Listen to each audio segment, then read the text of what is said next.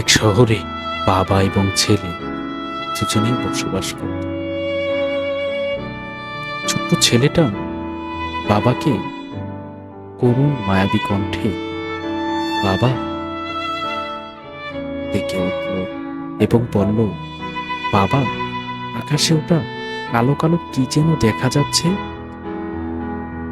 একবার, দুবার, তিনবার, চারবার, তোবার যে বাবার কাছে প্রশ্নটা করেছিল, ছোট্ট শিশুটি চিন্তার বাইরে। কিন্তু ছোট্টবেলার এই কথাটা আজ কেন বলছি জানেন?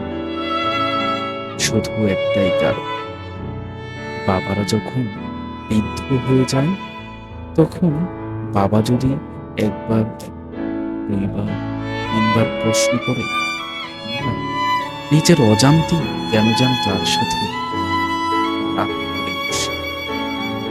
এ বন্ধু, তোমার কি মনে পড়ে না ছোট্টবেলায় বাবাকে কতবার প্রশ্ন করেছিলাম? যা করেছি, কষ্ট দিয়েছি, ক্ষমা করে দিও বাবা, হাসি মুখে মেনে নিও।